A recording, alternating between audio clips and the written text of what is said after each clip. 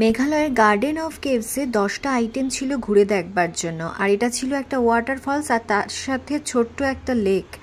আর আমার ছেলের ইচ্ছা ছিল যে কোনো একটা ওয়াটারফলসে একবার স্নান করা। ডিপ না কিন্তু দেখা যাচ্ছে পাথর।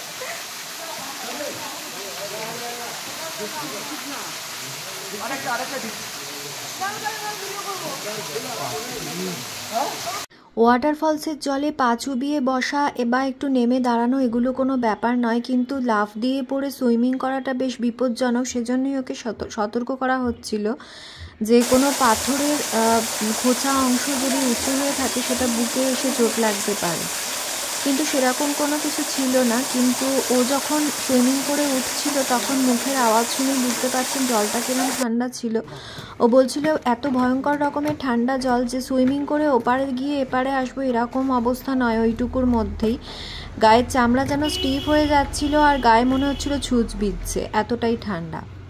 শিলং থেকে সকাল 7টা সাড়ে 7টা নাগাদ বেরিয়ে সমস্ত ট্যুরিস্ট স্পটগুলো দেখে তারপরে আমরা পৌঁছালাম চেরাপুঞ্জিতে। আর চেরাপুঞ্জিতে এটা ছিল আমাদের হোমস্টে।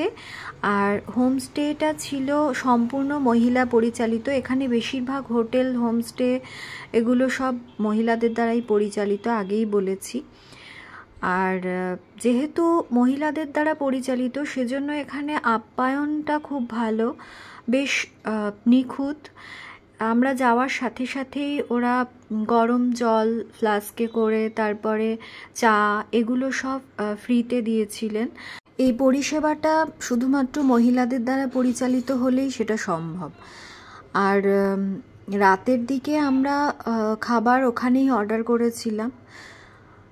আর এখানে আছে ভাত, পাঁপড় ভাজা, ডাল, একটা সবজির তরকারি আর ডিমের ঝাল। ডিমের ঝাল পার প্লেটে 2 পিস করে। আর ভাত, তরকারি, ডাল, পাঁপড় এগুলো আনলিমিটেড, যত খুশি চেয়ে নেওয়া যাবে। আর সেজন্য খাবারের কোনো অসুবিধা হয়নি, যেটা আমরা বাঙালিরা বেড়াতে গিয়ে আগেই খাবারের চিন্তা করি। তো খাবার নিয়ে কোনো চিন্তা ছিল না, যখন যা অর্ডার করা হচ্ছে তাই পর্যাপ্ত পরিমাণেই দিচ্ছিলেন ওরা। আর সাথে সালাড, একদম টিপটপ পরিপাটি পরিবেশন। আর সকালবেলা ব্রেকফাস্টে চা বা কফি যাই অর্ডার করবেন তাই পাবেন, আর সাথে ব্রেড। ভিডিওটা কেমন লাগলো জানাবেন। বাই।